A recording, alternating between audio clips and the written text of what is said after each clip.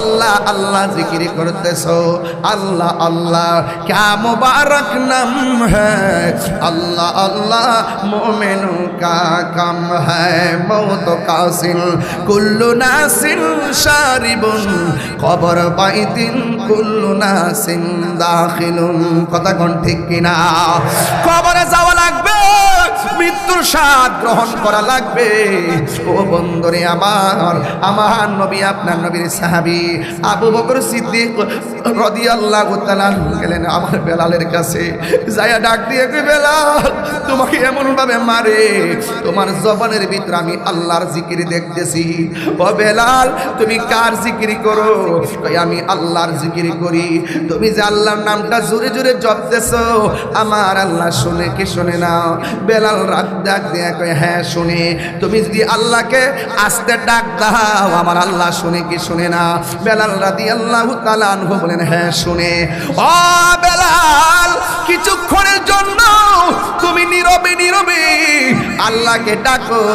বেলাল রাদিয়াল্লাহু তাআলা আনহু বলেন আমি কার ডরে আল্লাহর নাম আস্তে জপতাম? কয়ে তাদের ভয়ে, কারণ তুমি আল্লাহর নাম জোরে জপলে ওরা তোমাকে মারে, এই জন্য তুমি আস্তে আস্তে আমার আল্লাহর জিকির করো। আস্তে বললো আল্লাহ শুনে, জোরে বললেও আল্লাহ শুনে। বেলাল রাদিয়াল্লাহু তাআলা আনহু ডাক দিয়ে কই ও আবু বকর এতক্ষণ তারা আমাকে মেরেছে কিন্তু আমি ব্যথা পাই নাই, এখন যা আপনি বলছেন মায়ের ভয়ে আমি আল্লাহর জিকিরটা আস্তে আস্তে করার জন্য, আবু বকর আমি বড় কষ্ট পেয়েছি মরণের ডরে, আর মায়ের ভয়ে সত্য কথা গোপন করা আল্লাহ পছন্দ করে না। কথা বলেন ঠিক কিনা?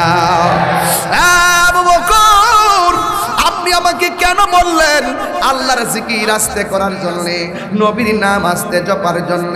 আমি কালিমা পড়ছি লা ইলাহা ইল্লাল্লাহ মুহাম্মাদুর রাসূলুল্লাহ সাল্লাল্লাহু তাআলা আলাইহি ওয়াসাল্লাম। ও যুবকের দল কি ভাষায় ওয়াজ করব? বেলাল রাদিয়াল্লাহু তাআলা আনহু বলেন আমি আল্লাহর জিকির